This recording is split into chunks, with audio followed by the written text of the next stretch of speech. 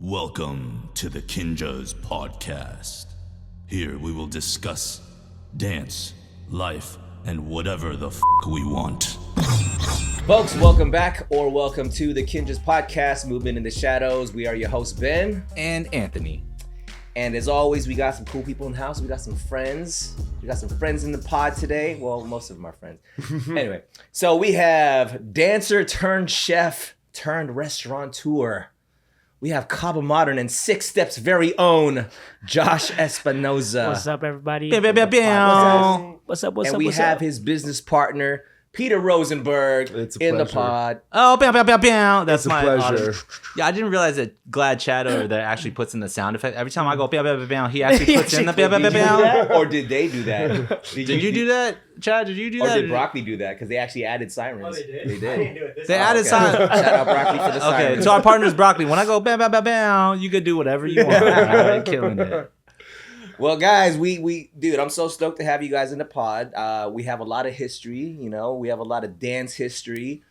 But yeah, man, we'd like to start out with the origin stories of. No, we like to start out with a cheers because, let's do it. Sometimes certain friends, you know what I mean? Certain friends, we start out with the codes of conduct. Glad Chad over there with Glad his, Chad. with Shout out beverages by Glad Chad. Just so everybody already knows the trajectory of this podcast. I wish the camera was on Chad right now because he has a very pretty looking purplish look. Look at that. Oh, there it is. That right there. Hey, don't spill. That one is delicious. Got the lava, Nina's gonna get mad, man. the lava lamp. All right. So back to what you're saying. Walk us through some of the beginning stories, man. Where'd you grow up and dance and all that food. Okay. Walk us through that. What's up, everybody? My name is Chef Josh Espinosa. Nice to meet everybody. Cool. So, yes, I am a dancer turned chef. These are my boys, Ben, Anthony, Chad over there, Pete, my homie. So I started off in Buena Park, California. Hey yo! Sorry, I'm way too high. I'm way too high. I gotta turn it down. I had to say that. I gotta turn it down one time. All right. Born and raised in Buena Park, California. Literally, Anthony was my neighbor. We would just walk literally down the street to. You guys were really neighbors? Yeah, so you guys knew each other from back growing up in Buena Park? Not growing up. I met him in college. But when we found out we was in Buena Park, and then I was like, okay, he had a house party, and I was like, oh, where's it at? And then they gave me the address, and I was like, literally, we would hop over a wall. Yes, one wall. You just gotta hop over. So and then we're like, dude, yeah. So you're the one we've been making the noise complaints about this whole time. And my mom loves Anthony. Like, oh, where's Anthony? Is Anthony coming? Anthony, so just so funny. I love it. But anyway, so Buena Park, born and raised Buena Park, California. Started off as a dancer, trying to figure out what I want to do with my life. Was dancing on a team called Cabo Modern. Yes, sir. This is where I met you, a bunch of our friends actually. And then throughout life, I was just trying to figure out what was my other passion besides dance. And I felt like cooking was one of my passions, but I didn't know it was one of my passions. I would have thought it was partying, but it was Got it. Straight up. I really didn't know what I wanted to do until my mom was just like, you should just cook. I was like, all right, whatever. Did you go to UCI? I went to UCI, but I didn't enroll in UCI. I was always there. Classic Cabo Modern. Yeah, you know what I mean? I literally was there. It was when I was 16. I was on Cabo Kids for a couple years. And then I was directing Cam Legacy and Cabo for about another 8 years. So I was there for a good 10 years. So I went to UCI. Damn, I didn't know you had that much history with Cabo, bro. Yeah, it was. Well, I was there for a while. And then not a student there. I wasn't a student there. Cypress College. He learned a lot. Cypress College. Let's go. That's where I learned how to drive. The parking lot. It was all empty. Okay. Cypress College was Chargers. Learned a lot of things at UCI, but wasn't a student. Yeah. Long story short, I was trying to figure out what I want to do with my life. I ventured off into cooking because my mom was like, hey, my mom and dad moved to Korea randomly. And then they're like, hey, you need to learn to survive. And I was like, okay. It's like, yes, here's some recipes of Filipino cuisine or Filipino food. I'm like, okay. And I started learning. And then when she got back from Korea, she's like, hey, you're really good at it. So why don't you do it professionally. So she took me to culinary school in Pasadena. So so far away, by the way. Buena Park in Pasadena. Totally. Was it cordon bleu? The cordon bleu. Okay. Yeah. So I just went there. It was, I don't want to say it was a scam, but once I got there, I'm like, all right, I'm down. I'm on South Side. I don't care how much. I heard cooking schools are scams. Yeah, though. they are Wait, scams. what do you mean? Why is it No, a scam? because it's like you don't need to do it. No, you don't need to do you it. can learn- Yeah, you- you don't need to do it. I mean, okay. like, it's more of like, because I've been in the industry and I've known a lot of chefs, executive chefs, and a lot of like people that are up there. And a lot of them haven't even went to culinary school. I'm like, damn, dude, I just spent 50 grand on tuition. Yeah. And Hey, they- Tway was saying the same thing on the pod. She was talking about how once it got to like the Asian stuff, they were asking her Right. Yeah. Right, if it was right, and I Yeah, was like, "What yeah. the fuck? Yeah, shout out- Aren't you the teacher?" shout out to Tway. Yeah. Last name debate. Hey. But yeah, so I ventured off into culinary, and then like one after another, it was really fast. I started going into like I just started applying into fine dining restaurants because I just wanted to see like just test the waters, see like where my skill is. And with jokes on me, I went to Pelican Hill, Newport Beach. It was my first job ever. My first chef was French. And then this is me coming from like the dance community, transitioning into the culinary industry, right? Yeah. So I did not like everyone in the dance community. Everyone's pretty down to earth, nice. Going into culinary, like the culinary like world, my first chef was French, and he made me cry, dude. I straight, fuck? yeah, dude. Like the culinary world is crazy. Like literally, like all the crazy stories that you've heard, like it's true. Like I was like one of the new guys. He would throw plates at me. Whoa. He's like, what the fuck is this? Like what that what movie is this? Burnt? Yeah, exactly how it is. Fucking Gordon Ramsay. And I'm just like, Hell's I Kitchen. literally just walked out, and I was just like, I don't know if I want to do this anymore. Like I literally was like, I don't know if I want to do this anymore. And then like a bunch of like my other chefs were just like, hey, stick it through, blah blah. And then once I left that first spot to go to another restaurant, the chef was like telling me like, hey, he actually was cool. He was actually wanting to get to know me. He's like, oh, I'm still in love with dance. I don't know if cooking is the thing, if I want to do this. But he's like, hey, like this is what I want you to know is that it's like it's either you're in or you're out type of thing. Mm-hmm. And I was just like, you're right. He's like, I wish you the best of luck. Like I'm proud of what you have accomplished, blah blah.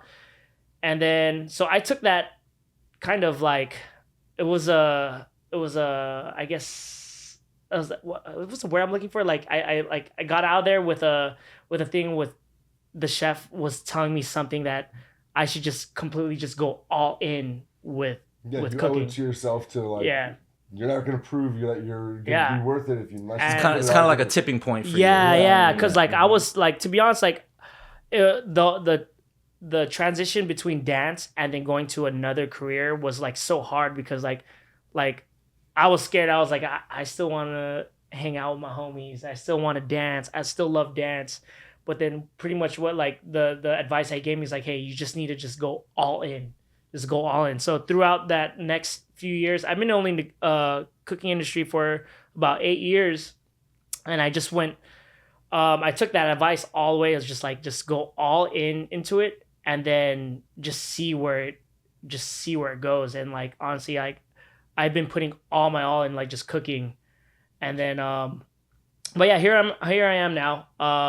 8 years later, I went from Pelican Hill. I worked at Din Tai Fung, Michelin star restaurant back in the day.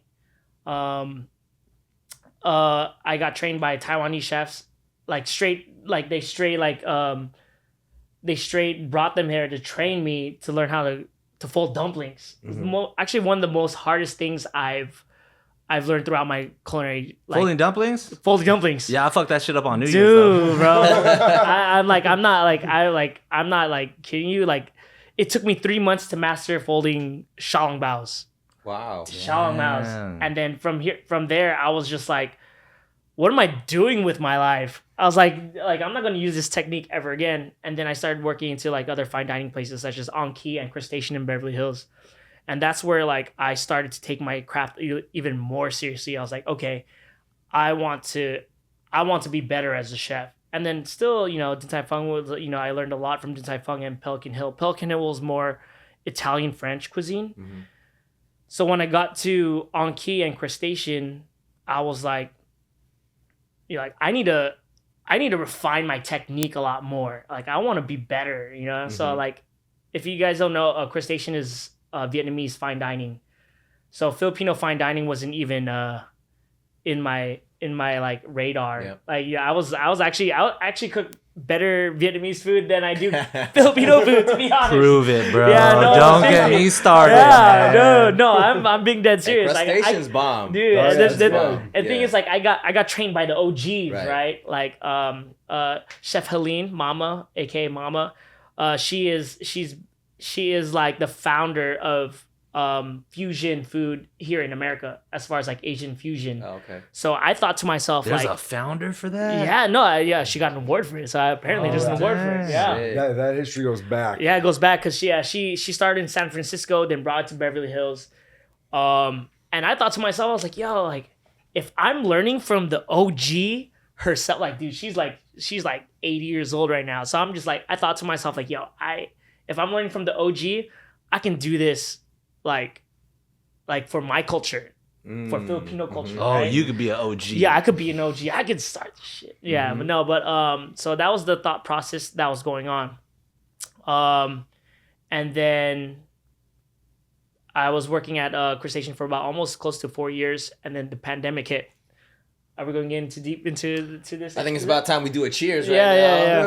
yeah. Cheers. Because no, dude, that's some good stuff, man. I have we'll do that Cheers, first. cheers. Cheers, y'all. Cheers, y'all. We're going to do a lot of cheers in this episode, aren't we? Cheers, Chad. Hey, Chad, how you doing over there? Before we get into I feel good. the Sampa adventures, I'm curious, you know, as somebody who kind of came up in the dance community and being very used to the dynamics of how the dance community is, and you said when you stepped into the culinary world, you're like, yo, this is a whole different ball game, and the energy's different. Was there ever a point where you were like, I mean, well, dance-wise, did you ever think that you wanted to pursue that professionally, or was that something that you just kind of a side passion? I did. Like in my younger 20s, you can say, I did want to do professionally. But then at the end of the day, when I was going through my transition, like the thing that always like brought in my head was like, how can I be different than other chefs? Like, what makes me different than other chefs? You got to dance while you cook, dude. I got to dance while I cook. That'd be so fresh, though. Dancing chef. Yeah. It's like, You know it's what I mean? You know what I mean? Yeah, it's man, like that's the what we- noodle dude yeah. at Heidi Lau. You know what I'm talking about? Hey, bro, you know what's crazy? Okay, so you guys been to my tastings. You got like both of you guys been to my tastings and all that stuff. Everybody in this room has been doing Yeah. tasting. So the Yes. crazy part about it is that I still implement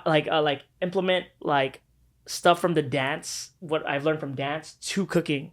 Because if you think about the tasting menus, I think of it as like a set. Like a set? You Like got an a intro, set, bro. outro? Yep. Yeah. You got a Straight boys up, piece and a girls straight up. piece? What's up? Like, yeah, something like That's it's something why like every that. meal's for two. It's something like It that, is. right? Because like, for example, like every tasting menu is something different, right? Uh-huh. Every tasting menu is different dishes.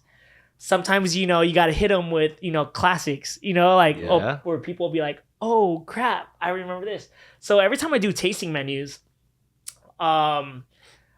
every menu is different, and I will bring back classics of what people like. But the thing is, like, you always start with your intro. You gotta end with your end, you know, like Yeah, the you got the closer. first bite of like, you know, Gotta be like, strong. you know, your muse bouche, which is like the one biter, right? That sets the tone for the whole set, right? Or this whole tasting menu. So my thing is like, I gotta make sure that first dish, people will be like, oh, we're in for a ride. Open type up those shit. taste buds. Yeah, exactly. Open them up. Yep. So that's the approach that I usually take when I do my pop-ups and my tasting menus, my 8-course, 9-course, whatever it is. I look at it as sets, and that's something that I learned from dance that I don't think other chefs will kind of, you know, like realize. Like, I've been through the experience of like how to engage with people as far as like what would they like, what would they like to see and what like to eat. And then like I know I had a bunch of chefs that told me like, oh, there's no like dance is different than food. Like yeah, if you say like, like as art wise, yeah, it's completely different. But the concepts of dance and food, like you can find a happy median to it. Like in terms of like the flow or the storytelling, right? Yeah.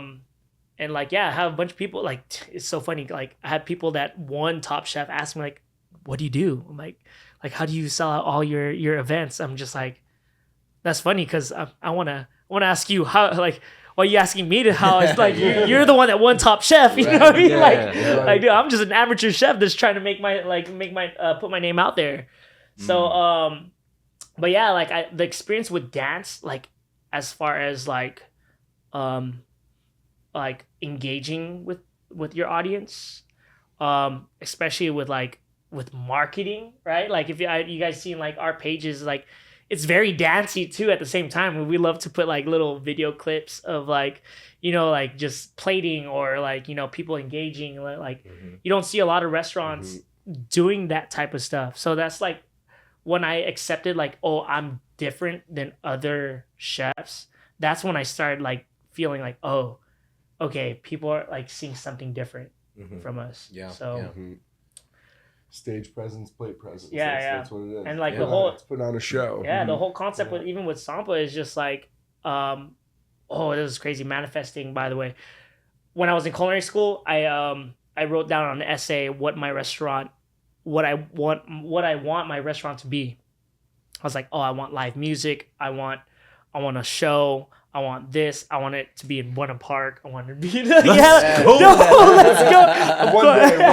One day. Neighbors. No, but the thing is, like, when I wrote that down and I look at it now, where it's at right now, I'm like, whoa! I wrote that on my essay, and it's happening right now. That's dope.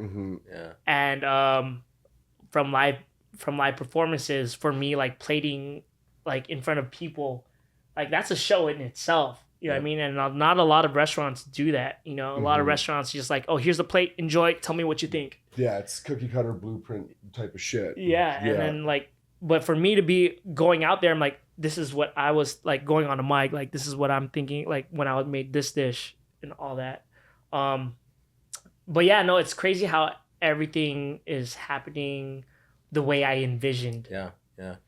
I think that anybody who says like you can't take one thing from one life experience and apply it to another to make it better really just has not lived enough, because like juxtaposition is what makes us all like so great, and like things that we've never experienced before so new and appealing, because it's like you have two different types of art forms that can collide together, and sure, there's some things that might not fit, but there's plenty of things that can fit together and make like this perfect formula, And it's like, if like with Josh, he's a performer, so like the reason why he wants to plate all the dishes in front of everybody is because like, sure, it's great to just sit at a table and have a meal served to you and it tastes good, but it's even better when you see somebody actually doing it in front of you. Yeah, and not only that, but like, I don't know about you, but like when you go to restaurants that have open kitchens and you get to see like that like ballet of sorts happening in there, like that's choreography. That's like a bunch of people that are doing all different things, but doing it in sequence to make this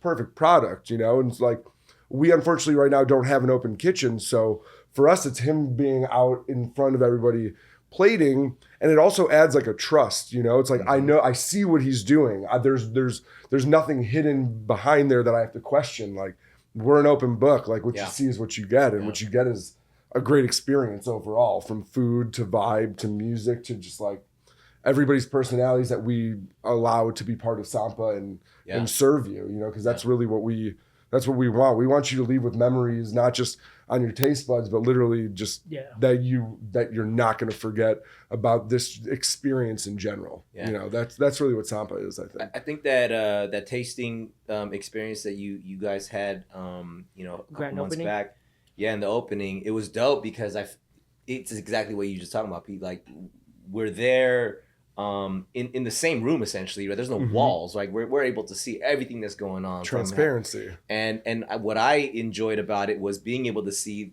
the behind the scenes, which wasn't behind anything. It was just just look to my right. I'm like, oh shit, he's doing his thing. I see the team there. And I mean, I felt like I was at someone's house, right? Yeah. And I know a lot about Filipino culture, about family and bringing people together over food. That's like a big part of the culture.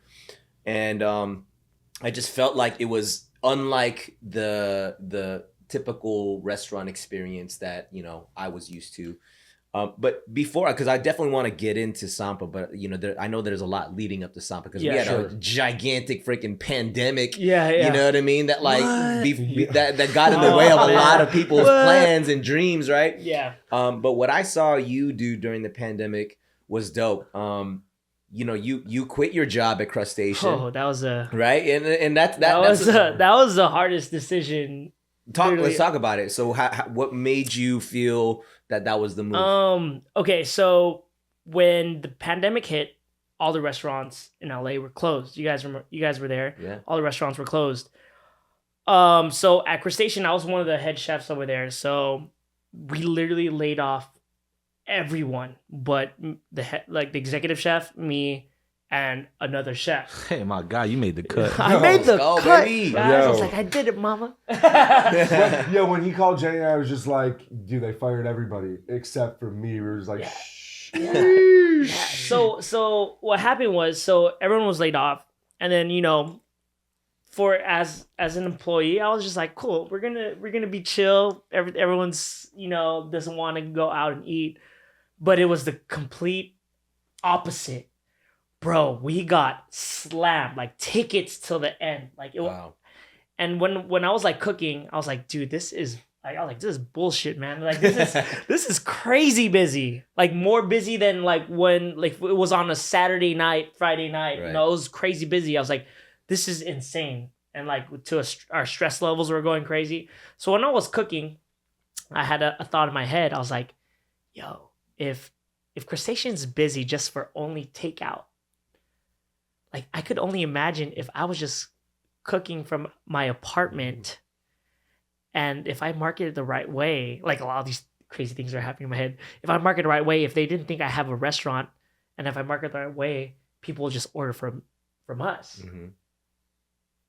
And then literally the next day, I was like, okay, I'm gonna do that shit. I'm gonna do that shit, right? Because the thing is, fortunately, I still had a job, so my thing was, okay, how do I make this pandemic, this quarantine, turn into a positive? And my thing was, all right, I'm gonna start my next side hustle. I'm gonna start my next side hustle. Before Sampa, I was already doing a little pop-ups. I did a Korean Filipino fusion called Kaichin back in the day. That's right. I did Kaichin. And honestly, that was like a blessing in disguise. But me and my partner, we ended up splitting ways, respectfully. But it's hard to work with Koreans. Yeah. It's hard work. He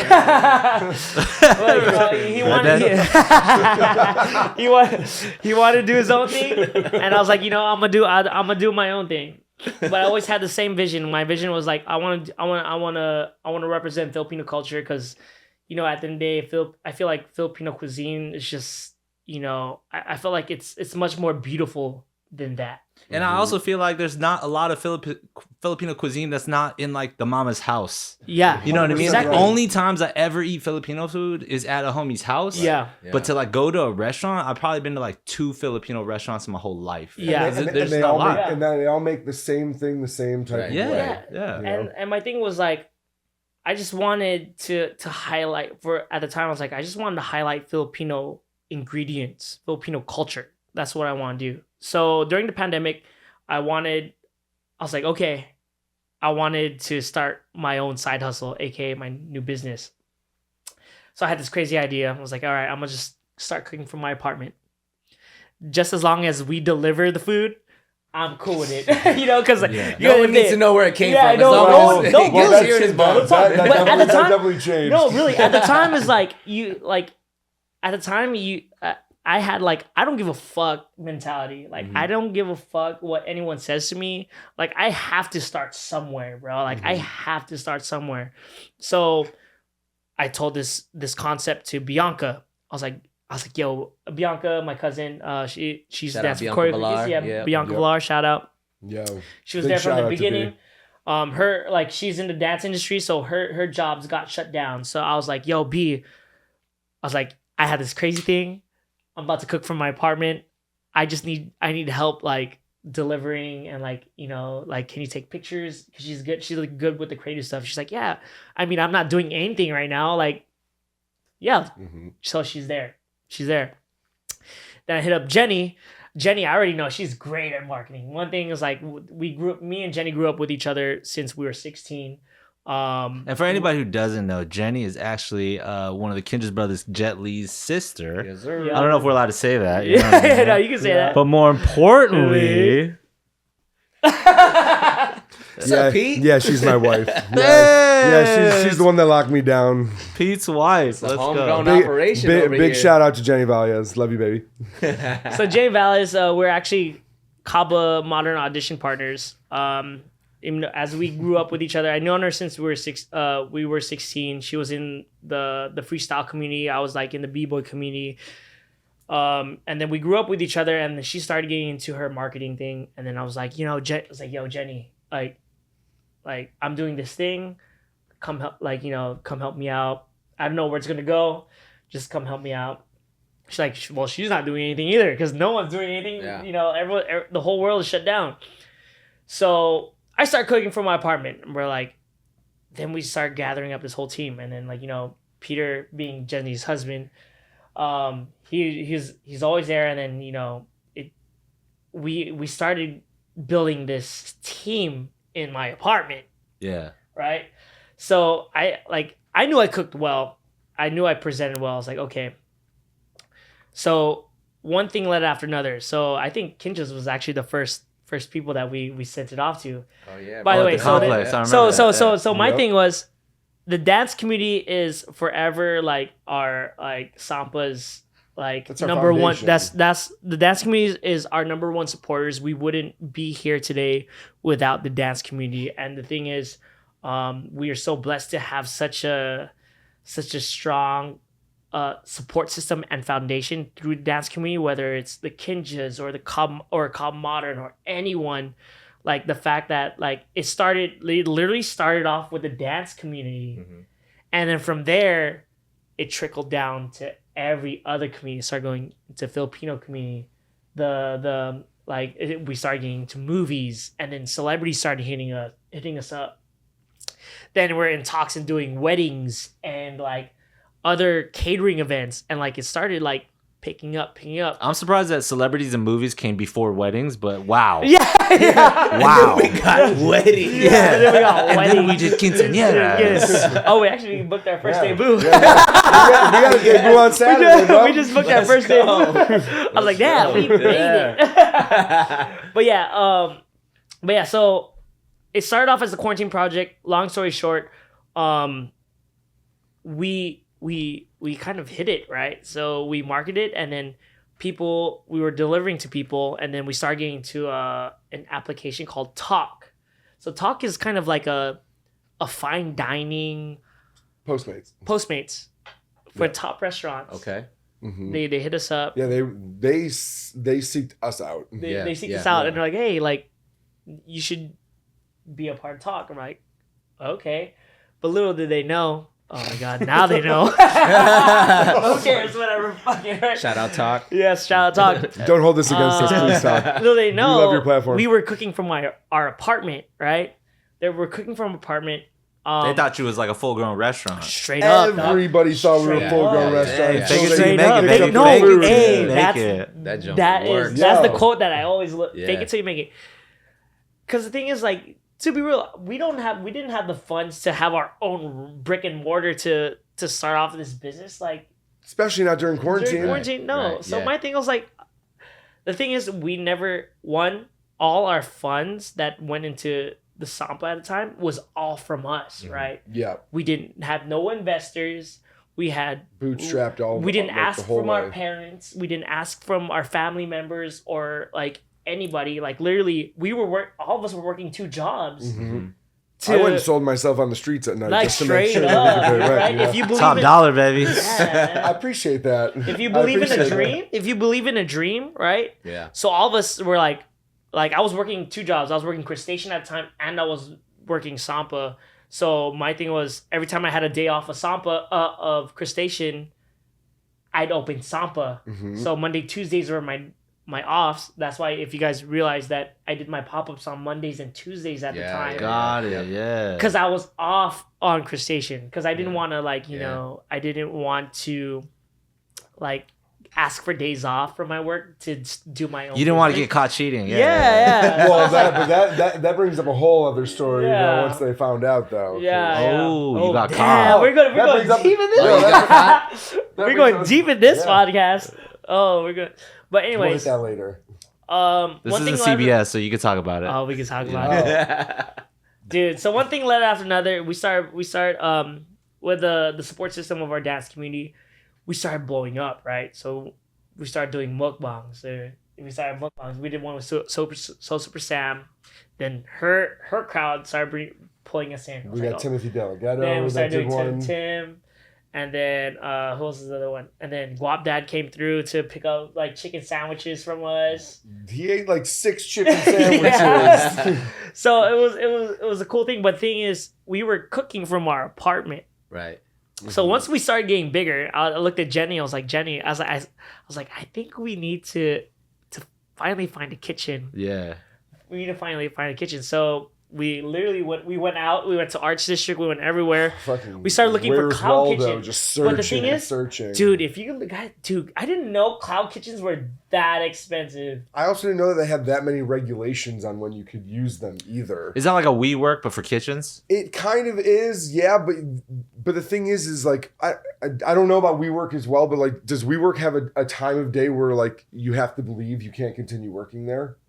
Because like if you lease an office building, you could be there until you 2 a.m., decide. sure, yeah, you could be there. You could sleep there. At night, Also, you're wake saying up- there's hours that you can. Yeah, be and we were food. just like, well, one, Yeah. we want to serve past these hours. 2, we're like, we need to prep past these hours for Right. the next day. And if you're telling us we got to be out by 10 p.m., then like, why would we ever sign up with you? Because like Josh and I, we live at the kitchen. Like, I spend more time with Josh than I do Jenny. You know, like, which might be a good thing. Who knows? But so like when we started looking, like we really had like slim pickings, especially during the time. And luckily, we had a friend who had a space at a spot called Lucky Corner in 6th and Central, like cusp of downtown Arts District.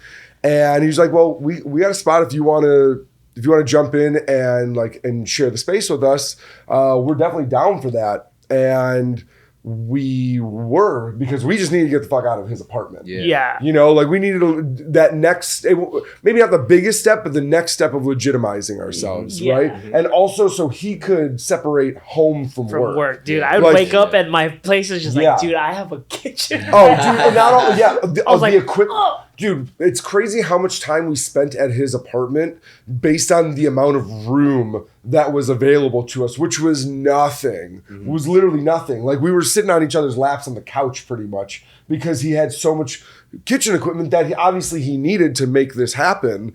But it was just like at a certain point, it was just like, yo, we need to get the fuck out of here, bro. Yeah, Like, It was crazy. Like we did a few weekends after like our last our online pop-up, and we decided to take like all the bangers that all of the customers had said they loved, and we were like, okay, for the next couple weekends we'll open up for a la carte, which is just like, instead of having a prefix menu, which is what all of the pop-ups were, which was like 6, 7, 8 courses, you had to buy all of them or none of them. That was it was just a full-on meal. And they were like, okay, we'll pick and choose and just make it so you can order one or you can order all of them, you know? And after those couple weekends, Jenny and I looked at Josh, who's like, look at the numbers, we're like, yeah, I think you could quit crustacean, bro. Yeah, like you're making just as much, if not more money doing this. If it stays consistently like this, like get out of there. That was the like crazy that's stifling.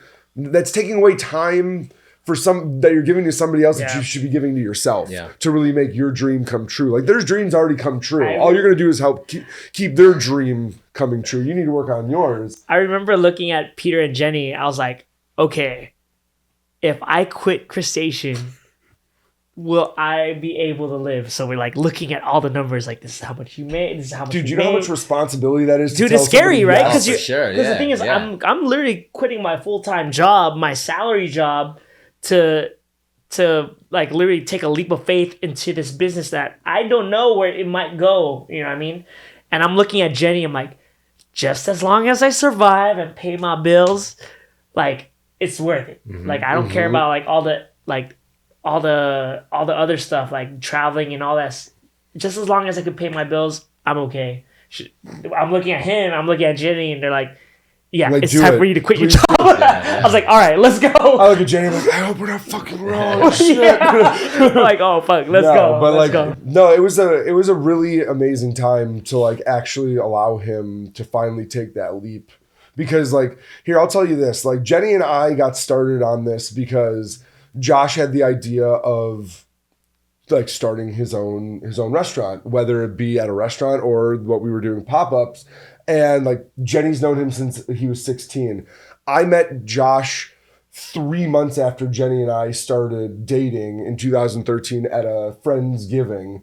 And this guy shows up like 2.5 hours late, and me being white, I'm very much about punctuality. And he shows up like 2.5 hours late. I'm just like, who the fuck is this guy who thinks he can just walk in a couple hours late? But then I see him in his like cordon bleu outfit. And I'm like, ooh, I'm intrigued. Tell me more. And then like we really just like hit it off, especially because I'm like, if this is like Jenny's best friend, like I know Jenny's got good taste in people, so like. I mean, she likes me. Yeah, baby, let's get it. So like Josh and I became very close like right away. So like when he decided he wanted to do this, I think that Jenny and I really were like, we have like one of our dearest friends who's got a dream. And if we can do anything to help him achieve that dream, then we should. Because what type of friends would we be if we sat back and it didn't work out? And we look back and said, man, if we had just put a little bit more into it, maybe Josh would be able, maybe that would have worked out more. And I thank him every day that like over time, as it kept going, his dream turned into our dream. Like Jenny and I never thought we wanted to be restaurateurs. We just wanted to help out a friend, you know? Yeah, straight up. And like Josh is so talented in the kitchen that it's like, just focus on your food. Like Jenny's opened up businesses before. I've opened up businesses. I've managed businesses before. We'll take care of like operations. We'll set up the LLC. We'll set up the bank account. We'll set up like the online ordering service. You know, you just focus on your craft because that is what's going to get you. And now that it's us, get us to the top. But like, don't wear more hats than you need because you've got people that are here to support you. Yeah. And like, I'm just happy that you inspired / gave us the opportunity to be a part of it because, dude, this really all started off on a drive home from Zion when we had, dude, we had an 8-hour conversation driving from Zion being like, okay, so how the fuck are we going to make this happen? You want to do this? How are we going to make this happen? But we have an army of people that have like beautiful emotion for us and do things that like they don't have to, that we don't ask, but they know what he's got like in his heart and in his mind, and they want to be able to like allow him to like get to his full potential. And we're doing good. We're doing really good. But this guy hasn't even. This is just the tip of the iceberg right now. Like we're doing this on a shoestring budget right now, and we're still killing it. So like when that's amazing. There's so much to unpack here. Oh, I know. You guys weren't ready, were you? I love the energy and passion coming from this couch right now. That I'm just, Ann and I, we're just taking it and we're listening. But you know, okay, just to kind of try to dissect a little bit of this, right? You know, you had this job, you know, you had the chef job, right? The thing that you had been training for. So you have these positions at these, you know, established restaurants and all that.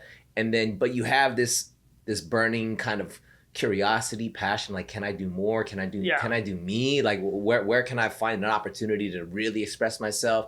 And then you get a pandemic, you know, everything gets shut down. I think, we've had many conversations with internally within KINJAZ with a lot of other people that, what have you learned through COVID, the pandemic, and like what did it do, both challenges as well as like victories and new, like realizations and things like that. And what you took the pandemic to do for yourself was like, this is an opportunity. Yeah. It's an opportunity for me to really see, like, can I really pursue my dreams? And that's big, because that's also very scary, because right, all the people are getting laid off, and like, and you voluntarily were like, yeah, maybe I just quit, because that's an opportunity to be like, wow, I literally quit in the beginning of but most people would have been like, oh man, I'm so thankful to still have a job. I got to hold on to this with dear life. But you looked at the pandemic as like, man, can I really just do what I want to do? And from that, which is already amazing, you decided to pull a team together from like a homegrown team, right? Your day ones, your family that are talented, that are capable, and then you guys, took all the opposition, all the doubts, all the whatever, to use that as fuel to just take that leap of faith. And then when I heard you guys were opening up a brick and mortar, I was like, what? Like right now? Fast. And you guys are killing it. And shout out to your community. You have a great community, but I think your community is a testament to you guys. Your community is only going to support you guys because of who you are and what you give back to the community, and why you're trying to put on for the community, and why you're what you're doing for yourself. So, man, I'm just dissecting. I'm hearing all the energy, and it's taking the negatives, it's taking the oppositions and the hurdles to like spin it all into this. That's all opportunity. Right. It's all ways for us to figure it out and make our dreams come true. 100%. And that's amazing. I think that two things that the pandemic taught us was, one, if you have an opportunity to be your own boss, then you should take it, because who knows when the next thing, whether it's a pandemic or whatever, happens, and there's just mass like layoffs because they can't afford to pay you anymore or don't want to pay you anymore. So that's one thing. So if you have an opportunity and a good idea to fucking like build something of your own that only you own, then take that. The other thing is that there are some people during pandemic that came up with good ideas and then decided that they were going to jump on that once a pandemic ended. Those people are still trying to get their shit off the floor.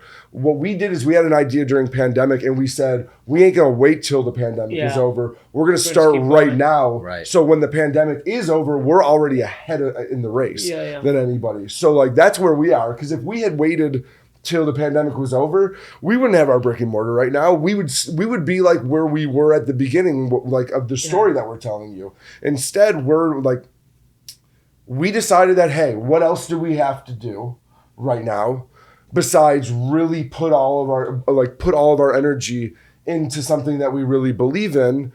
Like, why would I wait on doing something that I really think has a chance to become something big just because like the society has changed a little bit and it's like way that we're able to go out and socialize with the people. Fact is I put plans together so when it's time to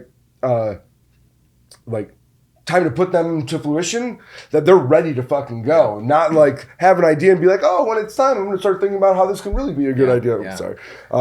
So I'm like really into like stocks and crypto and shit like that, right? And I felt like the mentality that works with, or the analogy that works there, is it's almost like buying the dip, right? Of course. It's like when there's fear and uncertainty and doubt in the market, when people are like, oh my God, like it's all crashing, it's all going to hell, is usually when the people who choose to look the other way and do what nobody else is doing, aka buy the dip in the fear, is that when that euphoria and that greed comes back around, everybody else is too late. But the people who took the chances, 100%, you know what I mean, took the opportunity even in the face of doubt and uncertainty, were able to profit off it.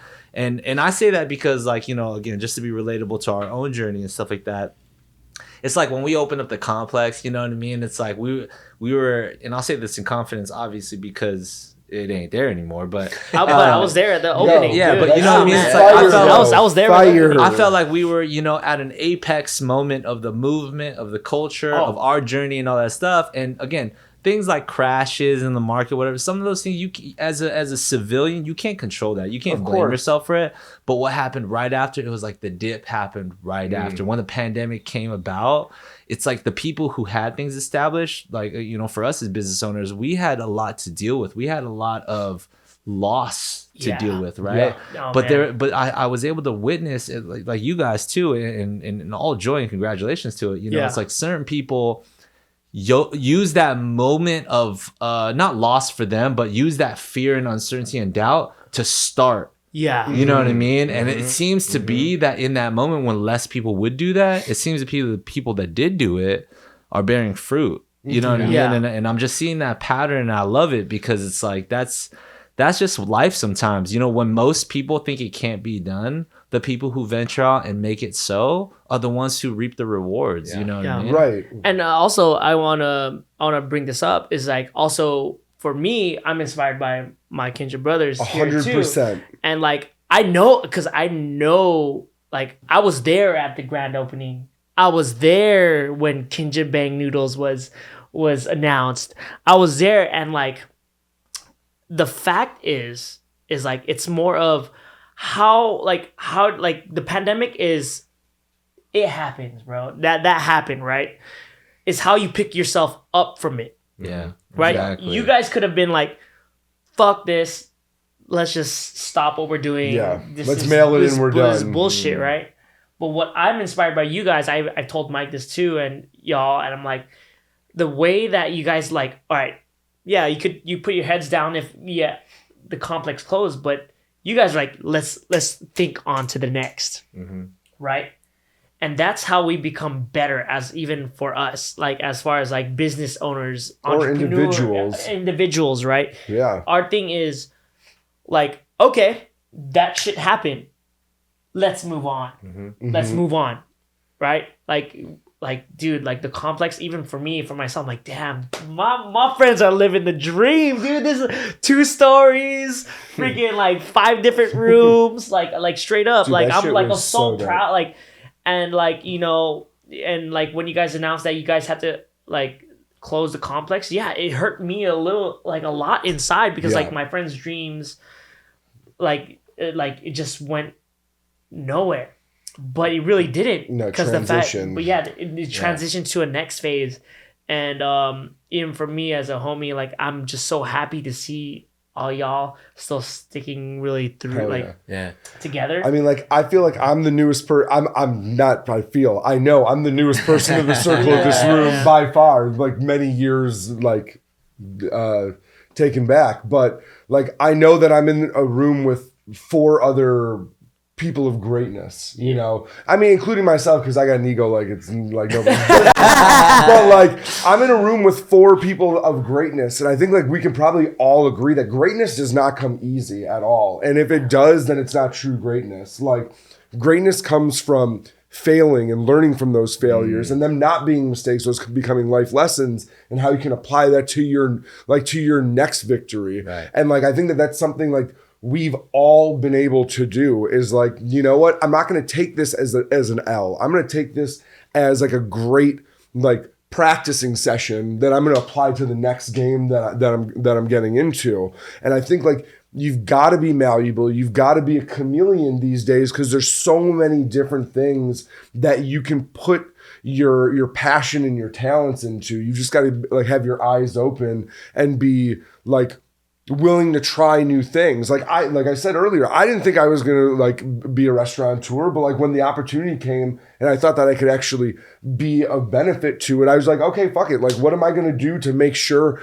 that I make his life easier rather than harder? Yeah. And I started learning like everything that I could from him in the kitchen, in front of the house. So like, if God forbid it's a day where like he's stuck by himself, he can always call me in and do it. But that's what you guys are doing as well. It's like, well, this ended, but that's not a door. There's a cheesy saying, when one door closes, another one opens. But like, it's only cheesy because it's said so many times, because that is the truth. You know, cheesy sayings are only cheesy because they're used so much because they apply to so many And things. I like cheese. You know, I love cheese. dude, I ain't Cheese is lactose delicious. at all, baby. Like cheese all day, cheese all day. Yeah. But like that's what you guys got to do, just like us, which is like, well, this ended, but like I ain't gonna let this defeat my greatness. I'm gonna learn from this, and I'm gonna let it like literally be lighter fluid on my fire and burn brighter next time. You know. You know what I feel like I'm just here, just like all of us, we have this passion, we have this fire. A lot of it comes from, you know, whether that be wanting to prove the people who didn't believe in us wrong or whatever that is. What I get from you guys, you know, even being able to, like you said, being malleable, being willing to like put in the grit and the hard work to learn a skill that maybe you didn't quote unquote study in school or whatever, right? And I think from us as dancers too, you know, building a brand, a company, a business around something like dance that is not a thing, right? It's not like, oh yeah, you're a dance brand, we get it. Like people are like, what do you mean? What do you guys do? So you guys just dance and people pay you, you know, like it's not a thing that people just like automatic, oh, I'm an actor, okay, I get it, like I know what you do. We built up this whole other category, and from you, Josh, like as somebody who, you know, may have started off dance being one of your first passions, to be like, yeah, I feel like I really want to figure out like what this passion for food is, and then essentially doubling down on yourself, right? You doubled down on what your passion was at a time where it was not favorable for you, you know, but you believed in your passion so much that you were like, I'm just gonna do it. I'm gonna take that leap of faith. But you didn't do it irresponsibly. It wasn't just the passion enough that made you feel like you could do. You're like, okay, if I'm actually gonna stop this and quit this and actually like put everything into this basket, I got to make sure that all my bases are covered. And I'm with people who I trust. I'm with people who are talented, that are going to put it just as much work.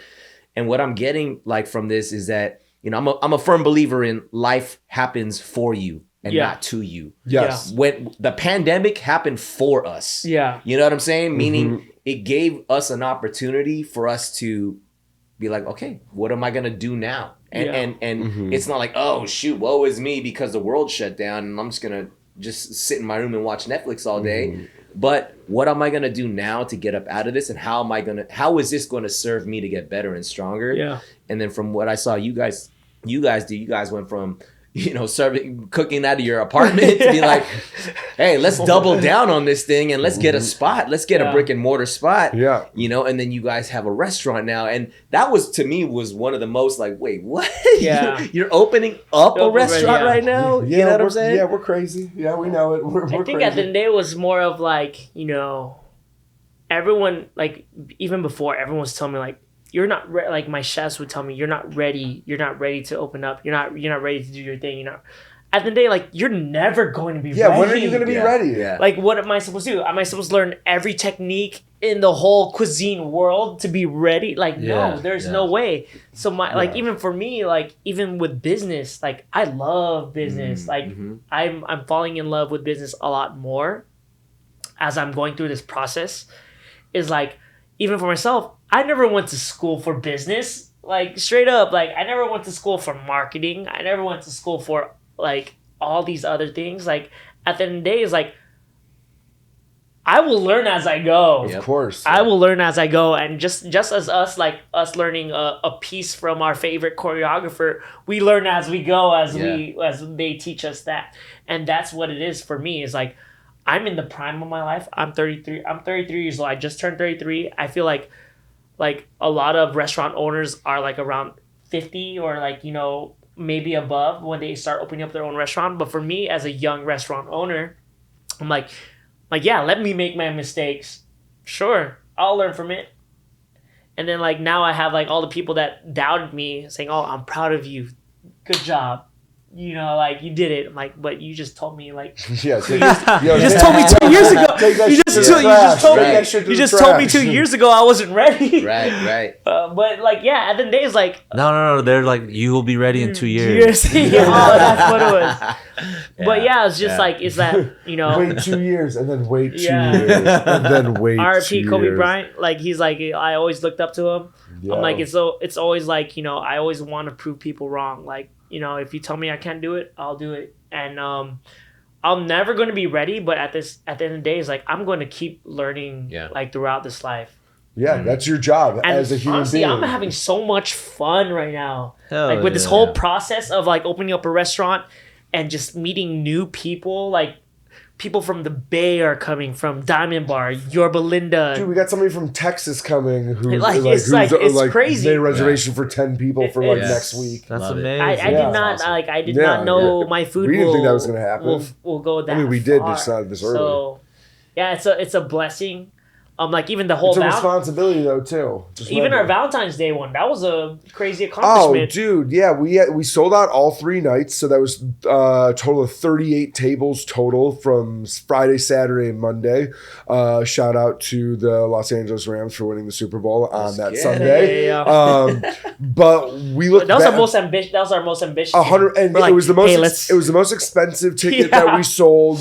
It was $550 for 2 people, which like we knew we were worth it, but we weren't sure people that didn't know us would think that we were worth Yeah. it. So that was scary for us. I was like, especially on Valentine's weekend, which was also Super Bowl weekend, with all the events around town that were being provided because of the Super Bowl, we were like, shit. But we sold out all 3 nights That's at 38 crazy. tables. But the the best craziest part thing is about this. 4 to 5 tables were people that we knew. Everybody else were brand We new did customers. not know We didn't know anyone. them from a Anyone. stranger walking. That means past most us of you on guys' friends are cheap. Yeah. I mean, I guess. Dancers. We already knew that, though. you've done enough. We love you all. You know what's also really cool about all that? It's just, knowing your worth is such a complex You have thing. to. Like I think that, and I'll just, to be honest and transparent, like even today, I think I still struggle with like, constantly figuring out that denomination. Like, what is it that you are worth for what service, for your personality, for what you brought to the table in the industry, if you fulfilled a niche in something, blah, blah, blah, blah, blah. But I think that is one of the most important things that a business owner has to do, because there's business school and then there's straight up like the school of life, right? Yeah. I know a ton of people that have gone to business school that, and I'm not even trying to be cocky, I'm only going to bring in this arrogance because I've probably made more mistakes than them that I had to live through in order for me to gain the knowledge that what are you going to read it in theory? There's a difference you have to between live thinking it. about like, taxes or audits or business in general, ownership in theory, versus when like the IRS is knocking on your door and you're sweating balls and you have to figure out how to cope with it and the way that you have to learn. You know what I'm saying? Definitely. So like when you go through all of that, like the reality of like the school of life, and then still have to figure out how to define your worth in the relevance of your category, your industry, you know what I mean? That's a very complicated thing Yeah. It to is. discover, Yeah. But like when you do shoot high and you hit, Yeah. there's only going up from there. yeah. You know Sure. what I'm saying? Yeah, There's something beautiful 100%. about And that. this isn't the first 100%. time that we're going to go through this trial and tribulation of what our worth is. This is just like the first. This is the first step, because when we blow up even more than we are right now, not to say that we are blown up, but like we're really Sure, happy yeah. with our progress right now. But once we get to another level, we're gonna have that same issue that we're gonna have to deal with. That same question that we're gonna have to answer of like. Yeah, and I'm going to talk about I don't know why I'm saying it's unpopular, but maybe it's unpopular because most people know us from dance, you know what I mean? So it might seem jarring, but like when you think about something like a dance brand or business or industry or whatever, right? It's like you might blow up one day and then you might not be as relevant the next, or the way that people digest dance is not as consistent. Yeah. Whereas digest is a great word because the people that digest food is something that happens every day. Yeah. And you guys are in a place where like you can blow up today. You might not be relevant to that person tomorrow, but somebody else tomorrow's got to eat. Yeah, Right. You know what I'm exactly. saying? Yeah, So yeah. it's like you have this like like you're just an amazing industry where you everyone can constantly eat. Yeah, people, you get to redefine yourself, but there's a whole new constant group of customers available because people got to eat, and I think it's powerful. I think the only thing that has to stay consistent through that whole thing is respect for whether it's a return customer or that new customer. It's like you might have spent thousands and thousands of dollars with us, but the person who comes in for the first time and is only willing to spend $15 with us is just as special as that other person. Yeah. Because that fuck the $15. I better get a prime VIP table when I show. You know, but the thing is, NFT. and you will. And the thing is you will, even if you're spending $15 with us, because the fact is that we have to look at it as that $15 might be just as important to that person as the thousands and thousands of dollars that this other individual spent. So, like for us, and that's something that Josh and I both do, which is like really trying to like interact with the customers. Like there's days where Josh comes out from the kitchen and talks to every customer that comes and picks up food. I go out and talk to, like, there's a window that people order from. I say, fuck that window. I walk around. What questions do you have about the menu? Where'd you hear from us? Like, we love that you decided to dine with us. The fact is like, we want every single person to feel like they're the most important person that we've served in that day. And that's the way that not only do we get to somewhat keep those return customers, but also by word of mouth and our great marketing team, get those new customers coming in as well. So eventually we're hoping that once dine-in is a regular thing, that unfortunate to the people who don't get a reservation, that we're going to say, I'm sorry, but we're all booked tonight. Like that's really like what we have to do, is just make sure that everybody feels like they're going to have the best time with us because we're focused on you. You know, the money comes later. Like we'll look at the numbers at the end of the week or at the end of 2 weeks, but right now in this moment, the focus is on you. You know, something that I see is very integral into the way that you guys are running your business for Sampa. You know, so Josh, like coming from the dance community, right? It's something that you said earlier. You love the warmth of the dance community, feeling everybody's accepted, everybody has a place here, right? It wasn't just show up, perform, leave. It was show up, we practice, we go into the trenches together. Yeah. We you know, blood, sweat, and tears are put into these performances, and then we put our hearts on the stage, and after we go celebrate together, we go eat together. Like there's a whole like communal aspect, and you know, for people, we keep using this term dance community, and especially like on this podcast. I think if you're not a dancer, right? If you don't know, it's really more than the dance. It's the love that's put into it. It's the time outside of the rehearsals, outside of what's put on stage. It's the conversations. It's the sharing of life and all that. And what you guys are putting into, you know, Sampa and the people who travel, who like you care to get outside the window to stand out. How did you hear about us? You know what I mean? And like getting to engage. And I think any you know, business owner or anybody who's starting some sort of a brand will know, you know, good food, good clothes, good dance, good like it's all a dime a dozen. There's so much out there. There's so much good stuff out there that you can get lost. But what stands above the noise is what people feel when they interact or engage with your establishment, your brand, your food, your whatever it is. And I think what, you know, I'd love to hear your take on this in terms of like where you felt that, you know, your experience within the dance community to even Filipino culture, to the way that you want to do food, the way that you want the food experience to be. And then it's also like, you know, under the veil of this like kind of fine dining, which almost seems intimidating, pretentious, like there's elitist. Parts of that but too. yeah, like so I would love to get into like how you've kind of framed this family vibe and still make it approachable, but still keep it at this class and this level that you want to kind of like you said, like it's Filipino cuisine reimagined, right? How you want to represent that to the world. So I'd love to hear your take on that. It's a little tricky, but I think for the most part at the end of the day is like I just want to be myself, right? Mm-hmm. Like for the rest of the team, like all of us, we're just pretty down to earth people. We just love to spark conversation. We love to know where you're from. How'd you hear about us? It's little stuff like that with you engaging with a customer. And I think it's not just because we have to, is because we're really curious and we want to know like what made you come to Southpaw, right? Like, and like, even if you were just a homie, if you came like, hey, what brings you down here today? Like, it's just being normal, being a human being. And a lot of restaurants, what I've seen is like, the human aspect, it gets kind of lost a little bit. It's being a little professional, which is totally okay. I get it.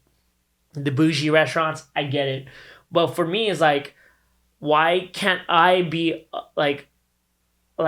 be myself and like ask, just get to know a person. I love meeting new people. Like literally someone drove from the Bay Area to come eat at our restaurant. Why don't I want to know they made the trip, you know what I mean? Chris Banaga came twice. He came twice. He's like, yo, Josh, I'm gonna come through. I'm like, yo, this is tight. Like for him to go out his way before his flight to, you know what I mean? It's like it's those things is like, it's not I'm forced to talk to people. I'm so honored for you to come through our restaurant. So my thing is like, there's a difference between like, we're still trying to figure out, but there's like this fine dining, like, because obviously we want to hit the fine dining area. So there's this fine dining quality, and then like there's a fine line between fine dining and being like, super engagement with all your customers, you can say.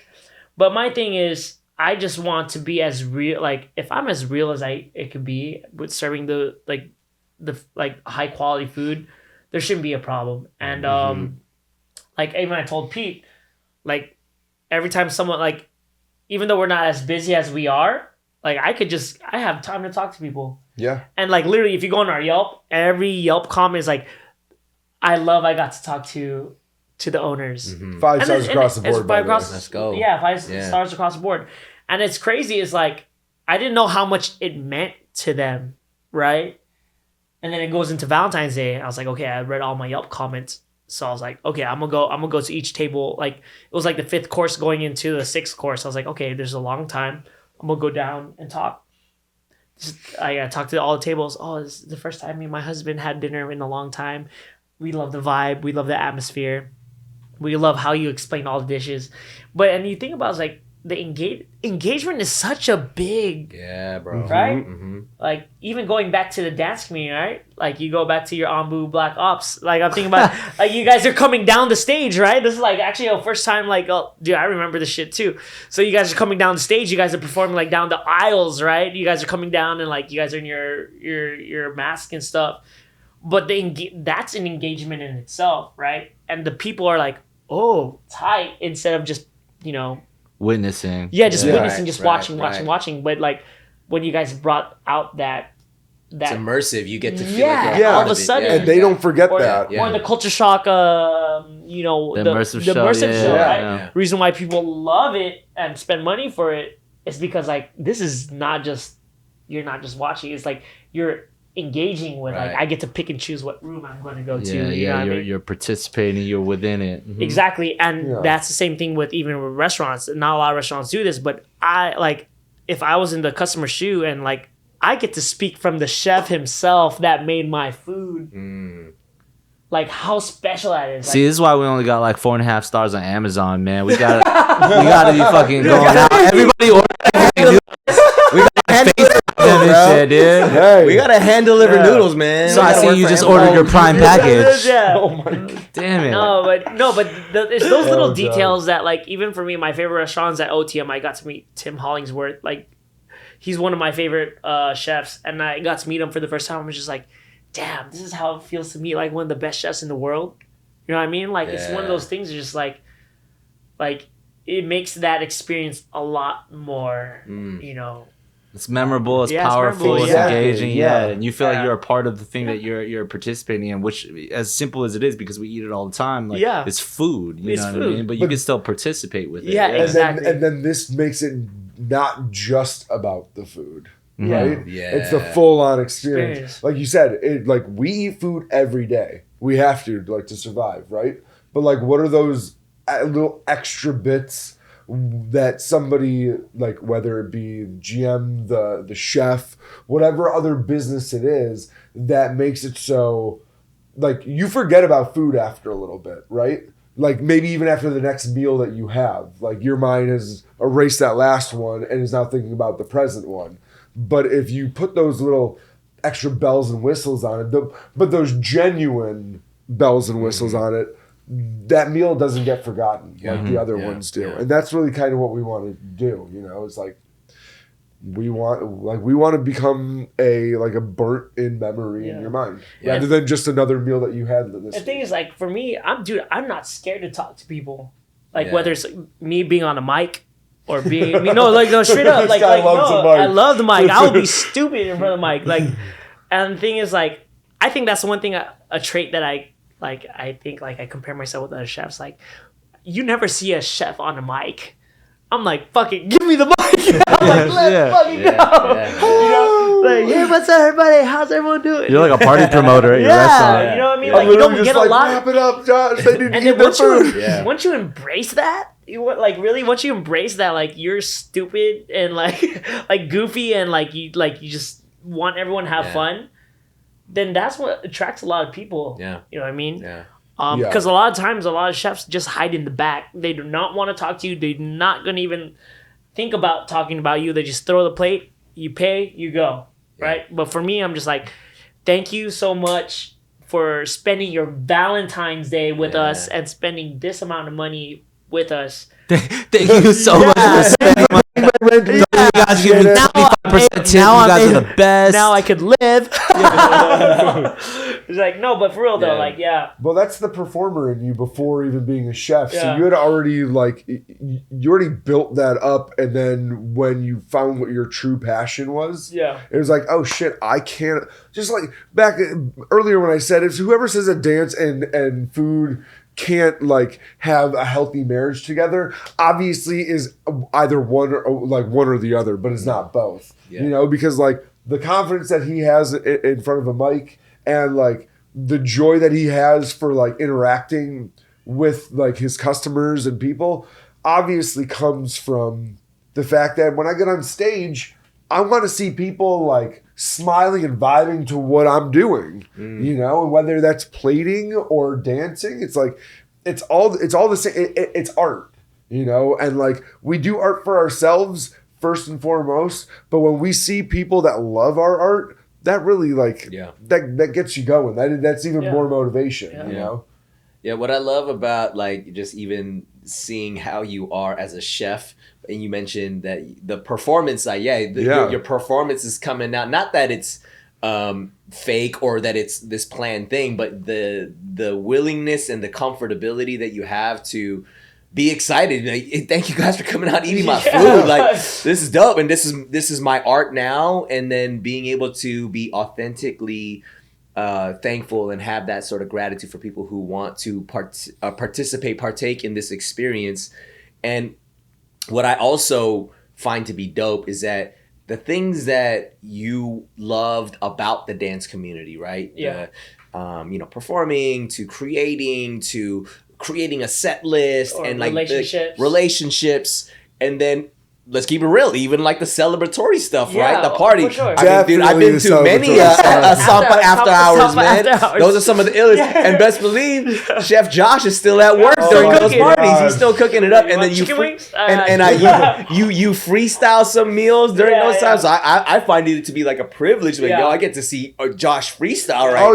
You know, the first ever made of this dish has been at some of the time that you've been there. And then I love that like you keep it authentic to that level too, because you could be like, oh, we're a fine dining establishment now, so we don't, I got to act the part. You're like, no, what's the part? I'm making my own part. It's crazy. I thing is, I make exceptions for like my friends and family. No, but thing is, it's just like I've always dreamed about this, right? Yeah. I've dreamed about having my own restaurant. I've dreamed about having friends over. I've dreamed about friends, like if Peter had kids, like my dream was like, his kids walking around, like, you know, like give his kid some ice cream or something. Give his kid a chicken wing. Yeah, no, straight Ice up. cream, you make some better shit than ice cream. You gonna give my kids ice cream. The thing is, like lately, you know, we've always had friends over, and like that's been the dream of mine, right? So like I'm living that, and then obviously a lot of people like around like on Instagram, everyone's like, "Are you guys open for dining now?" I'm like, no, it's just for my friends. It's just for my friends, straight up.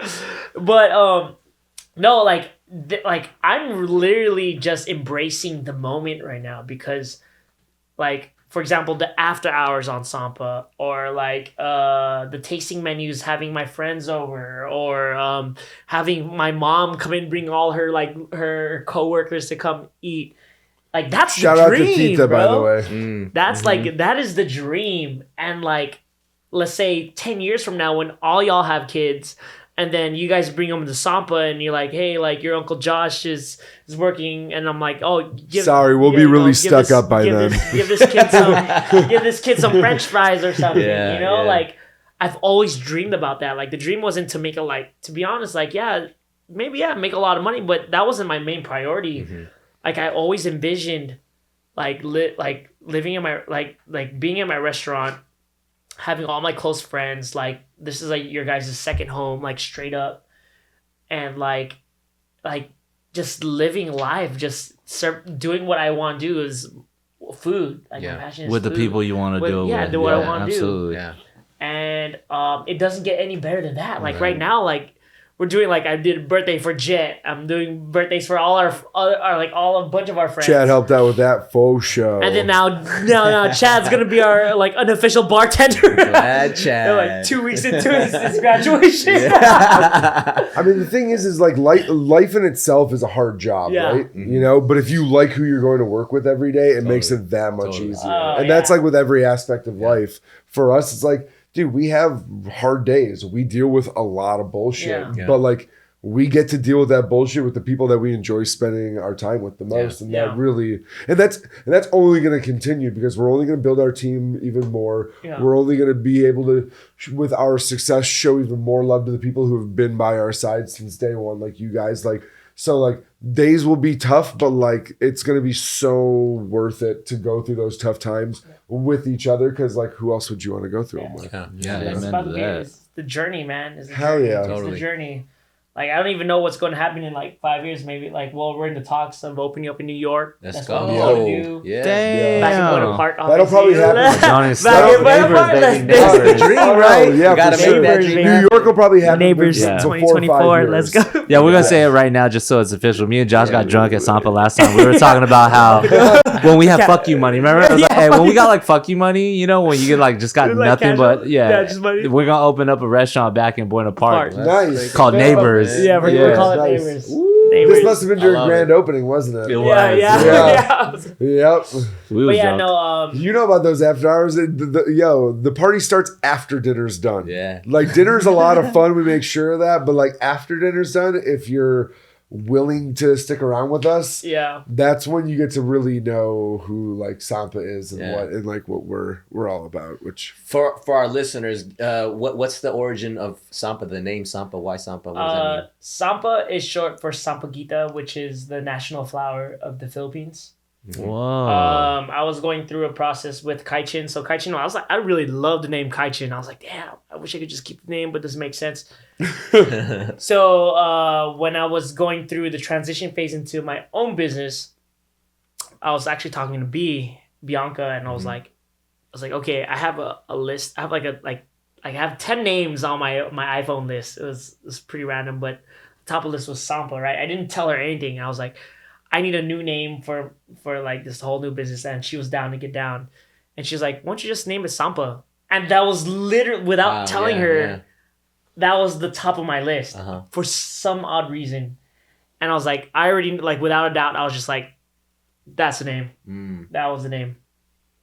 Was And there some then- sort of connection that you had to? Yeah, I think the fact was the Sampaguita, which is the flower, was already a big thing for even Kaichin, because that was our logo, was a Sampaguita flower. Okay. So our thing was, we love that name. Sampaguita was too long. I told her, I was like, I want something short. And Gita by itself is weird. Huh? Yeah. I'm sure it means something completely different than Gita. Yeah. No, but Sampa was cool. strumming the guitar. Yeah.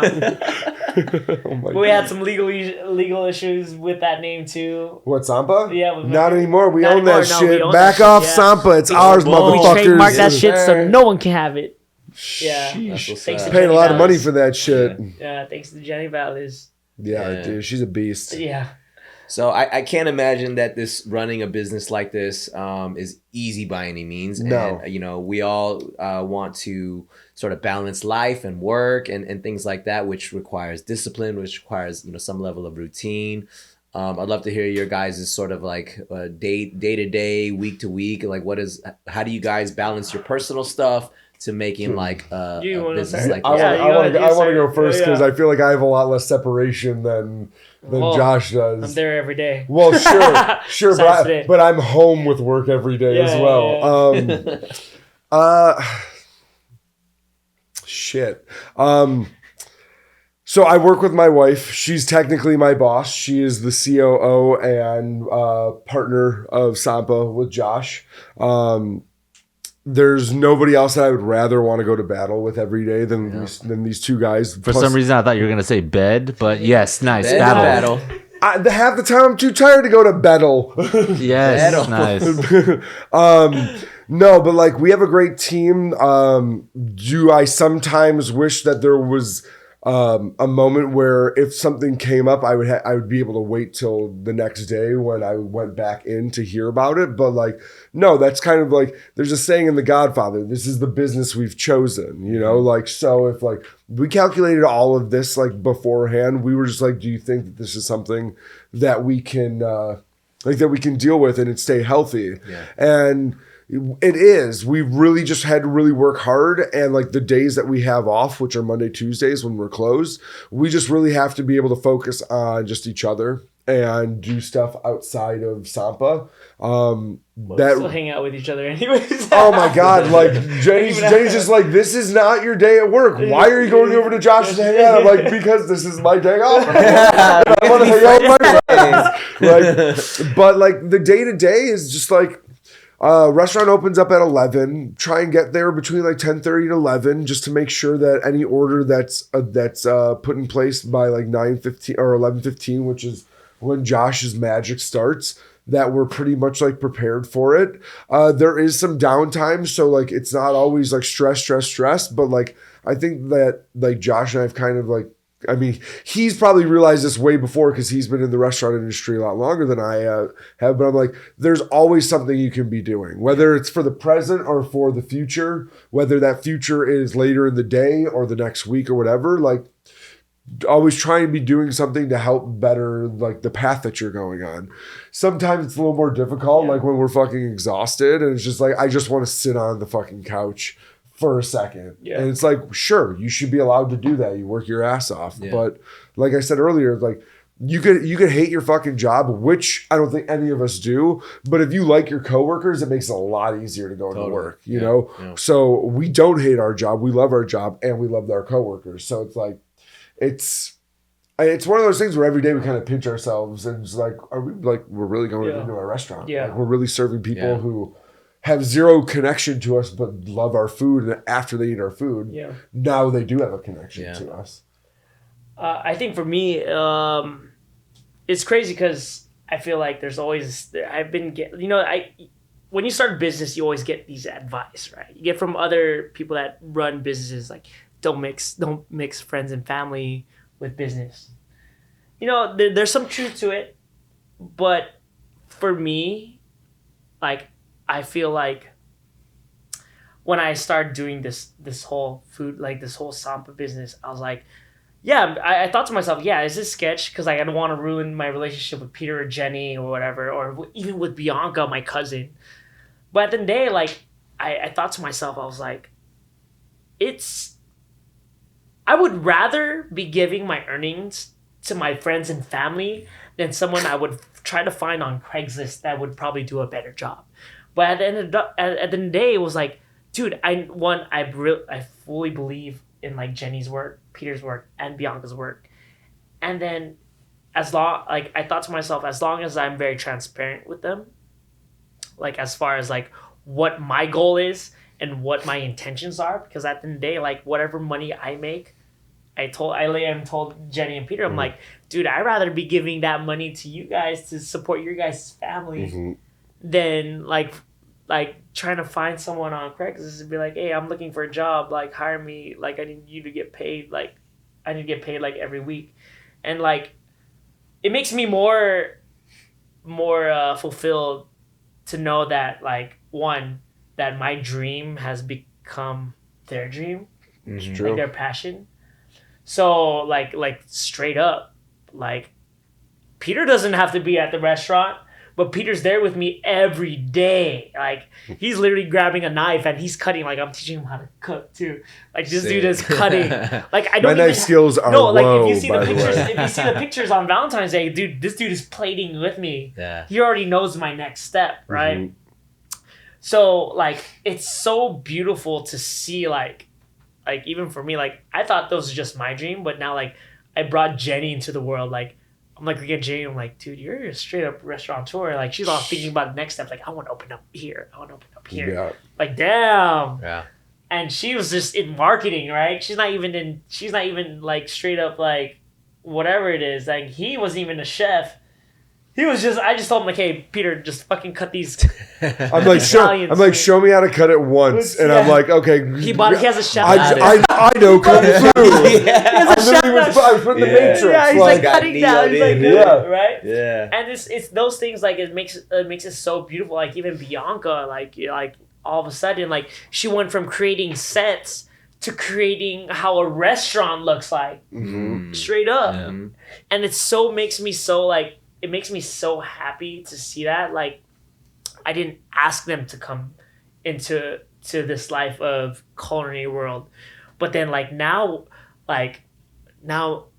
we're so official. Like, we're taking, like, business, like we're doing weddings, and, like, Jenny's, like, handling like a G, and then, like, we're negotiating all these prices, and then Jenny brings up all these numbers, like, oh no, this, like, you're shorting us, blah blah. You ain't gonna lowball me, motherfucker. You know, and then now Yeah. then they give in, and, like, you know, you're right. Yeah. Then they pay. Yeah. It's crazy because, like, Jenny she doesn't even know jack shit about this shit. She didn't. Now she does. She does. Yeah, But she yeah. did the due diligence Right. of, like, learning from Yeah. like from my past, like, you know, employers or whatever. She took advice, and now she's, like, handling like a G. Yeah. Jenny's somebody who, like, loves to deep dive. Like, when she takes a passion into, like, a certain category or topic, like, I'll, like, 7 hours, 3 days later, I'll be like, babe, you still in the rabbit hole? Like, Yeah. you know, like, and that's, like, when she decided to take on the responsibility of being partner and COO of this company, she was like, I have a right to myself and everybody else that will be affected by the decisions and information that I obtain and make. So I need to make sure that, like, I know my shit. Like, it came off as like, well, I know my shit enough to get this off the ground, but, like, getting off the ground isn't getting it driving down the street. Right. You can Yeah, you can put tires on a car, but does the engine actually work and does the car actually drive? Yeah. You know, so for her it was just like, I'm gonna put myself to school. Like, I'm gonna look into shit. And Josh gave her, like, information education from previous people that he's worked with, and they've been nice enough to be like, yeah, if you need to call me and gain some information from me. So it goes back to, like, there's a whole community that has helped this, but, like, I feel like once we all decided, yeah, this is what we are going to be doing.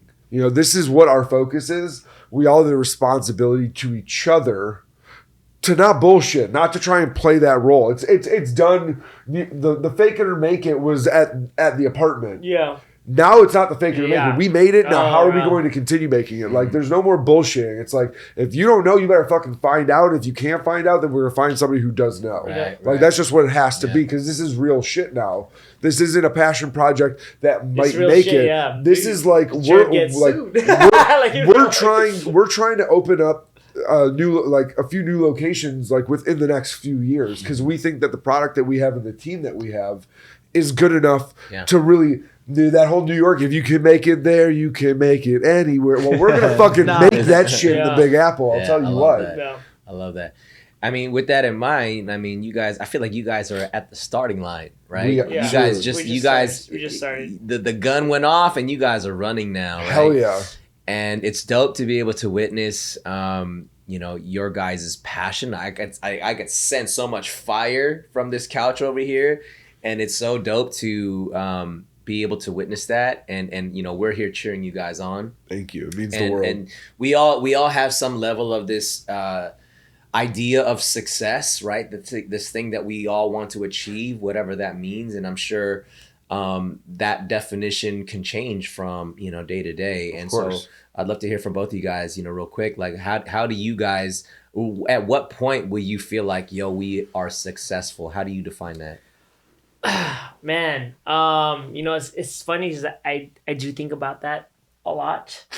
It's like I feel like I always want more, even where I reach to the point where like, I did the grand opening was like, you guys were there. The grand opening was one of those dreams where like I've always dreamed about, like seeing all my friends and family, which it happened. And then now that it happened, it's just like, now I want more, right? Mm-hmm. Like there's things that I can get better. Like whether it's like skillfully, I could be a better chef, or I could be a better business partner. I could be a better like coworker or even a family member. But like my thing is right now is like, I always want more. Like there's like, even if I reach my plateau, like let's say I do open up in New York and I do open up in Buena Park, I still want more. But I think that's very fair to myself, because one is I'm very passionate about cooking. I love cooking. Like even till I could say like even till like I get older, like I'm always going to be thinking about cooking, whether I could be mobile enough to cook. But I think for me is that as far as when do I find success, or when do I feel like I am successful, is like I don't think I'm ever gonna feel that, because I'm always feeling I'm very motivated of just wanting more. I think I just, because I'm never a guy that just wants to be content. I'm just like, I'm just that type of dude, just like, okay, like I'm happy where I'm at, let's let it ride. I'm just, let's get better. Let's get better somehow. Yeah. I think that in this question, I think it's like a double-sided coin, really, because like there's like success in business and then there's success in life. And in business, like when we have multiple locations and like we don't have to be working as hard as we are now, because we put such a great team together that we trust, that can literally take the reins and build off of what we've created for them to that platform. It's pretty much follow the blueprint and it will be a success. I'm like, that would be great, because we then can enjoy like the fruits of our labor, But when it comes to life in general, success will be the day that I die and I'm not looking back and being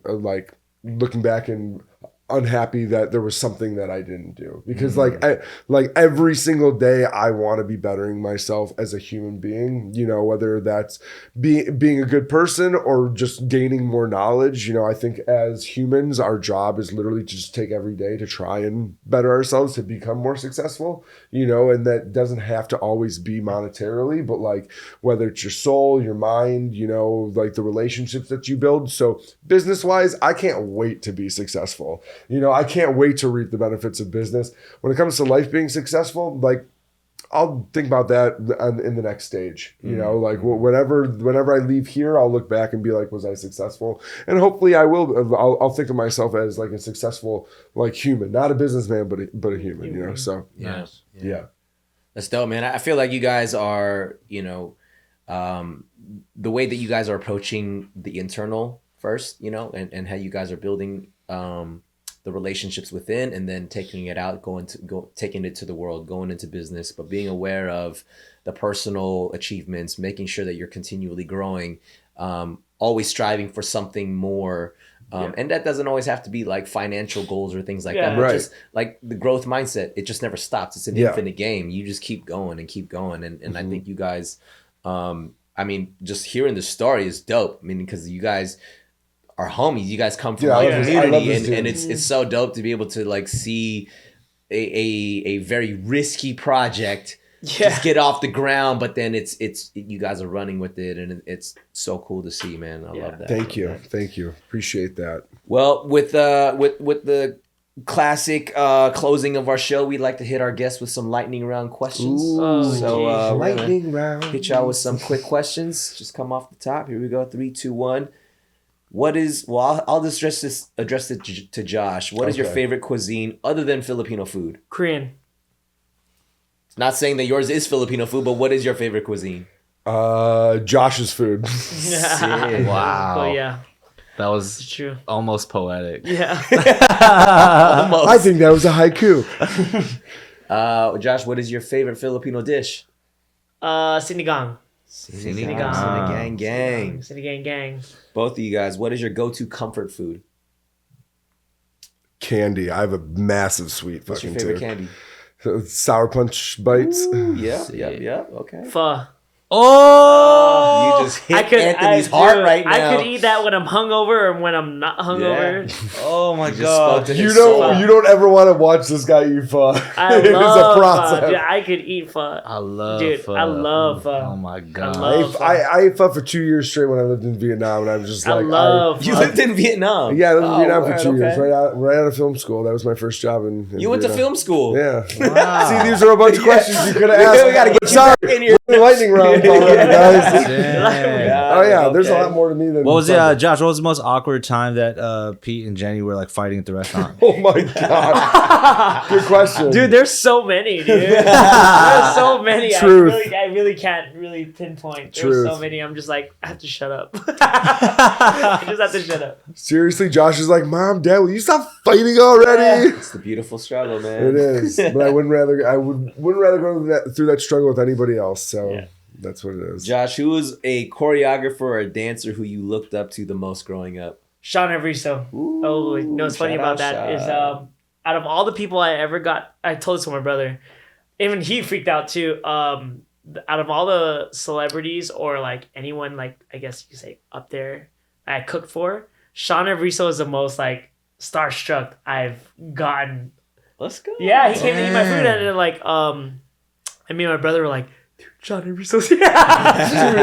Kobe. Yeah, I meant, the thing is, I cooked for Kobe, Michael B. Jordan, Jamie Foxx. Like, but the thing is, like, Sean and Russo, like, I mean, we've met each other like several times, but it's all for some reason, like, I've always looked up to him, even back That's in my amazing. years. Yeah. What's up? Shout out to Sean Evristo, love you, Yeah. dog. But yeah, no, I was like the first time I ever cooked for him. Me and my brother, like literally, we got out of the kitchen. It was at Hi-Fi. We got a kitchen at Hi-Fi, and I was like, dude, Sean Evristo's Yeah. And the thing is, like, we both looked up to him when we were, you know. Yeah. I mean, I met him like through several parties, you know. But it's just the fact. I don't know, like again, like I've cooked for Kobe Bryant. Yeah. I cooked for Michael B. Jordan. But You like, taught Kobe's daughter like to the- dance. yeah, that's like, It's like, like That's sick. but yeah, he's definitely one of my inspirations That's dope. and That's super dope. dance idols, you can say, like, growing up. that's how you know that it means the most, because you got all of these like names, but it's like, but this dude was really the dude. So like Yeah, that's so, genuine yeah. shit right there. Yeah, man. Yeah, it's It was cool. Word. It was a definitely cool experience me and my brother had, for sure. That's so dope. That's so dope. Who is a chef that you would want to battle to a cook-off? Ooh. Damn. Yo, say it for real. Say it for First name, last name, the you. Heard it here. I'm just kidding. She's like, I just wanted to say that because that was so. No, I love you, Tway. No, yeah, I love you, Tway. I just wanted to say that because she still was here in the last episode. Hey, it's not like it's an offensive thing. That could be an No, that was honor, cool. Right? It was cool. Yeah, right. Like you wouldn't want to battle somebody Battle who. somebody. Exactly. No, He don't like you, see, Tway. no. Wow. Okay. You know his name. I don't even know that many. Pete chefs. seems to be referencing. even- Oh, that chef. You know that name. 0.001. 0.01%. No, body bag. We'll just call him 0.01. Yeah. Yo, Mr. 0.01, we coming for you. Yeah. Damn, that's funny. Okay. What was your favorite Kaba performance Ooh. Ooh. or most memorable? 2005 Vibe 10. Oh, where you just drop it like it's hot. Drop it like I told Ben man. this. Okay, so if you guys didn't know,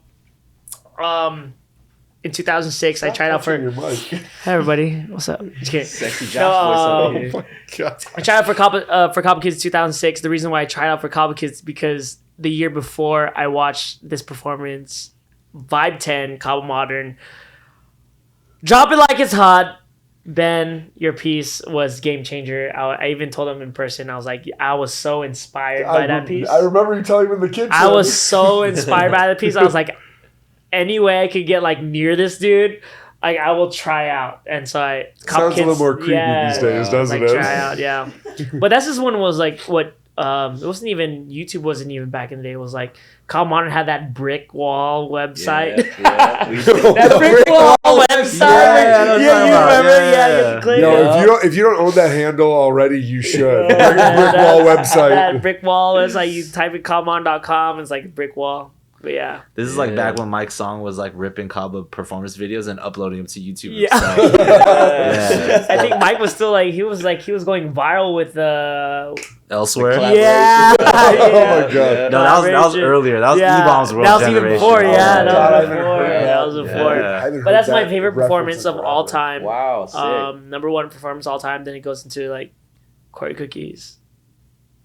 Sick. Josh is like my performance No, on AGT You know what I'm was talking my about? favorite. You know the blindfold piece? Oh, yeah, dude. That was a classic. That was classic. And we had, Theopolis, London. yeah, and we had Oh, to dude. we had to That guy compete hits. against that. Like that's not fair.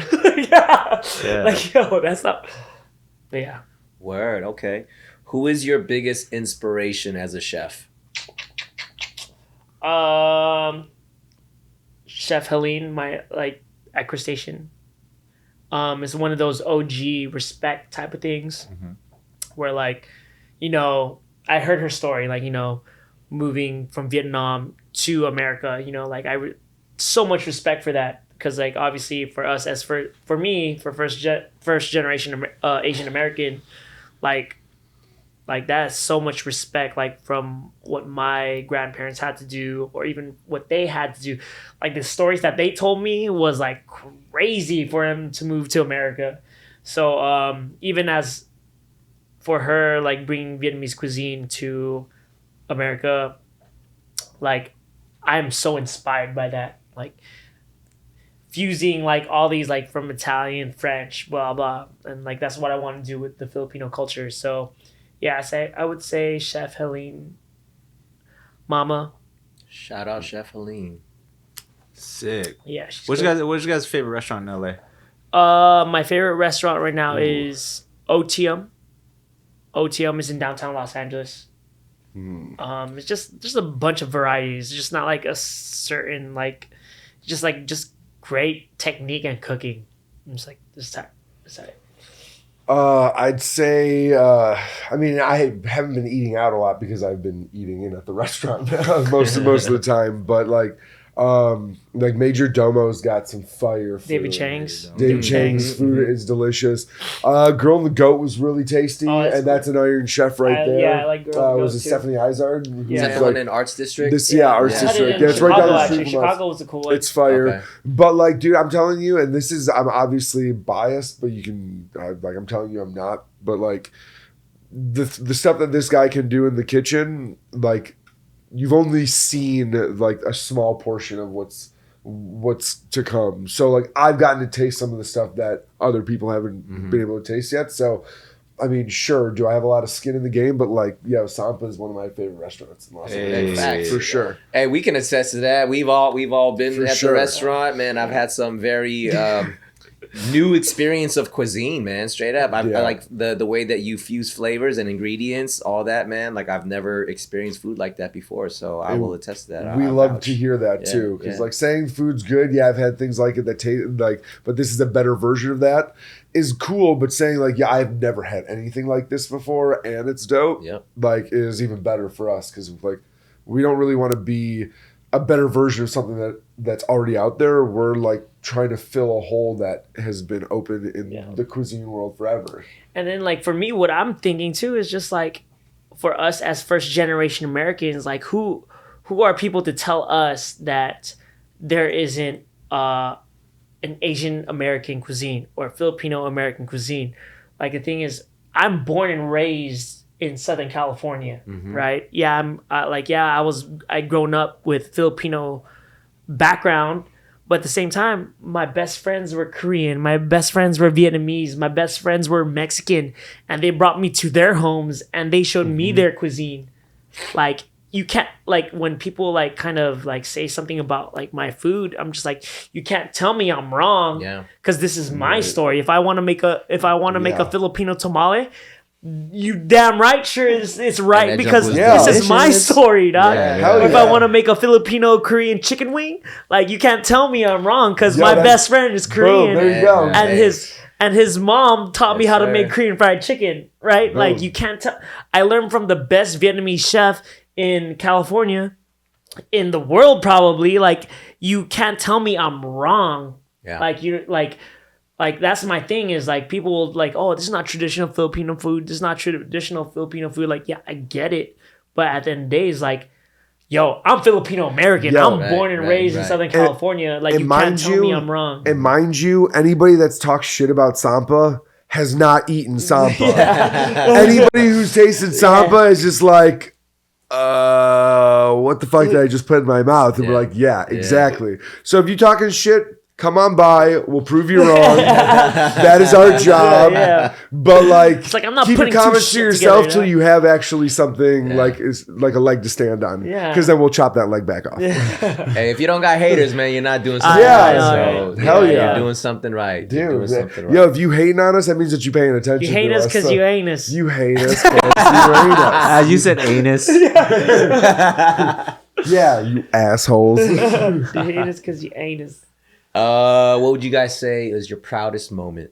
Ooh, with Sampa or in general life? Whatever hits you first. Shit, okay. Man, you wanna go first? Mine's easy.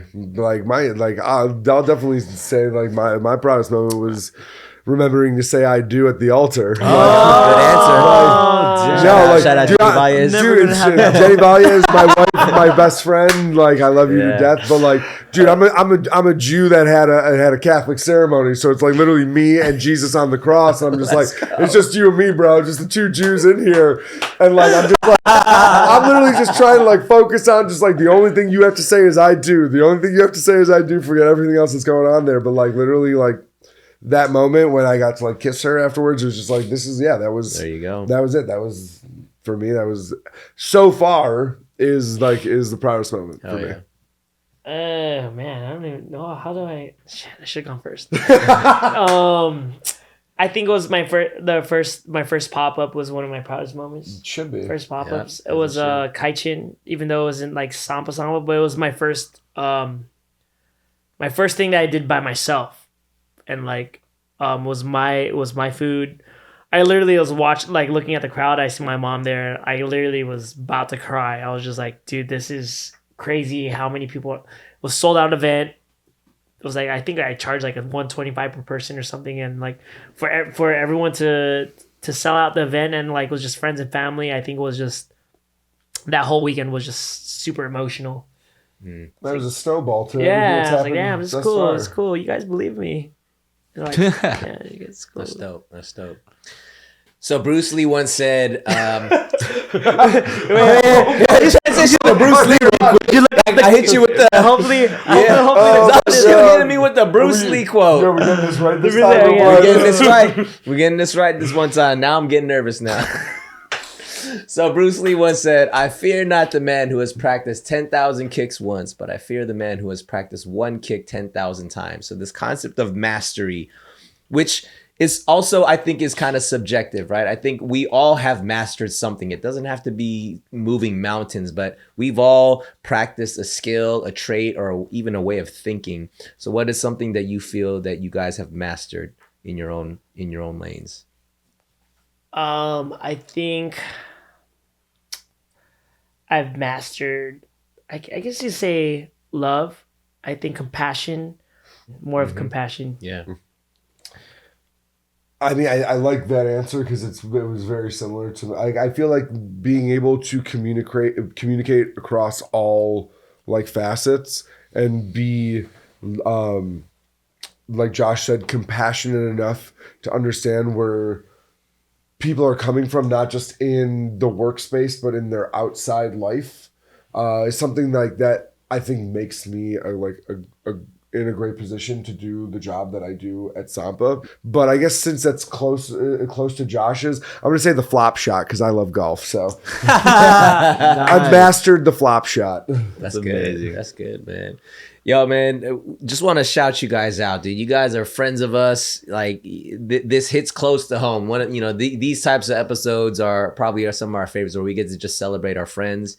But it's not even on some like shouting you guys out because you're our friends. You guys are doing stuff that people aren't really doing. It's not an everyday story, especially through a time that we all just came through in the past couple of years. People shut down. People are losing jobs, closing down businesses. And then here you guys are starting something up that comes from the heart, comes from something that you guys are genuinely passionate about. I love the fact that your team is the squad. You know what I'm saying? Mm-hmm. It's not, as you said, it's not about, finding the most, talented person off of Craigslist or whatever, but it's like, yo, you are good and I love you. I would much rather build with you and enjoy the experience of life. And then we all get to eat off of this thing. But then you guys, I can see that you guys all internally push each other to level up, to be greater than you were yesterday. You know what I'm saying? To be able to still, like on days off, like I'm still gonna go hang out with Josh because I love the guy. Yeah. Today's our day off. Yeah, Who am I sitting next to on the couch? And it's so dope to hear the story, and I know this is just the beginning. And it's so cool to witness the starting point. Yeah. Like you got the gun just went off. You guys just started the race. For sure, it's just starting. Yeah, it's so dope. Yeah, I mean, like one of the metaphors that I use with Sampa is like we literally just gave birth to our child. And now we have to like start raising this child. Like it's like that was a really difficult like moment to go get through, but like this, like looking back, that's gonna be easy. Yeah, because everything else until it's a teenager. So I've heard. I was not an easy teenager by any means. So like if it's easier than me, then yeah, it'll be easy. Yeah. So. But we're excited, and we're extremely honored to be on the show with you guys because we have so much respect for you guys and what you do, and for the fact that you have mutual respect for us. Just like it gives us even more reason to be. You guys are our number one supporters, and honestly, we thank you guys. Sampa wouldn't be here today without KINJAZ, so honestly, thank you guys. That's the trailer for the entire episode. That's it. Like the whole episode. This is gonna be a short one today, guys. No, but yeah, thank you guys so much for coming out here, and again, dude, it is inspiring to see something so close to home. Also, just it's very rare to get people to take a leap of faith and to follow through with it, and you guys are one of the rare examples that is showing that out. You know what I mean, in a challenging time. So cosign, just keep it up. We're obviously going to be there. We're obviously going to be eating the food and spreading the love and the joy. You know what I mean, and just can't wait to see where it goes when it becomes a teenager. Yeah. You will be drunko all day. You already know, bro. No, seriously, like the great thing about like our success is that we get to share it with the people who've been there since day one. Yep. Yeah, and like our 100%. success is your guys' success. Like we don't want to be alone on this. Like we love being able to like enjoy it with the people that we love. That's what it's all about. That's how he started this whole thing, was by trying to share this with people he loved, and that's what we get to do. Sick. So forward. we'll chat profit sharing on the next episode. Let's go. You know what I'm saying? Yeah. Yeah, that one will be just with Jenny. She's the only voice. Jenny on the next episode. Yeah, right. Should we, Anthony, excuse me? Say what? What happened on the last episode? So, how can people follow the journey? Where people keep up with you guys? Plug all the things. At sampa.la on Instagram. What else? You got a personal one too? Oh, right? Josh M3LO on Instagram and Twitter. Okay. I mean, I'm at Vagabond Pete, but it's literally just me and husband. Jenny on there. So I'm going to change it to at Jenny's husband pretty soon. So Yeah. You guys, if people want to order the food, how can they order the food? Where do they go? So you can do it multiple ways. You can go on the Talk app, TOCK, and search Sampa. You can go to Yelp and get the phone number. It's Sampa Los Angeles. Or you can walk up 615 South Central Avenue, Los Angeles, California, 90021. We'd love to see your faces. And book a private event on welcome at sampa. Welcome at wearesampa.com. Yeah, welcome at wearesampa.com. And we should be having indoor dining, hopefully within this March, month at the latest, beginning of April. And literally pretty much any information that we gain, we post on Instagram right away. So it's like if we find out about something, literally 2 minutes later, you guys can all know about it. So just make sure to follow us. We're very active, and we try and keep it light and fun, but also beautiful and artistic at the same time. Amazing. Nice. Love it. We'll plug all that stuff in the show notes. And dude, thank you guys so much for coming on, spending some time with us. The story is inspiring. We're stoked to be with you guys, to celebrate with you guys, and run alongside you guys, man. So thank you guys so much for coming on. Thank you. And speaking of day one journeys, thank you guys so much for tuning in. And we know that there are some day ones that have been following the KINJAZ podcast journey. So thank you guys for that. If you are just tuning in for the first time, we have a bunch of episodes, really dope people just like these guys that have shared their stories that are inspiring. So go back and look up KINJAZ Movement in the Shadows, and you can find all our old episodes. And if you guys are really digging what we're doing, follow us. We are on all the socials, IG, Twitter, KINJAZ Podcast, cast with the K. Hop onto your podcast platforms. Leave us a 5-star rating if you feel like we deserve it. And leave us a review. Let us know what we're doing good, what you would want us to improve, who you want us to bring onto the show. All this stuff helps us get visibility on the charts. And if you guys are digging it, just help us share the episode. Screenshot your phone that you're listening to it. Tag us, and we'll regram all that stuff. And that's it, man. It's a party. We love having you guys here. Thank you so much for joining us. Thank you again, Josh and Peter, for coming on. Thank you guys. Thank you guys. KINJAZ bang, I censored myself. You like that? You didn't know that was going on. We'll see you guys next time. KINJAZ bang. Thank you guys. Thank you guys. It's been a pleasure. These My guys are the real My deal. guys. My guys. That's it. We out. Peace.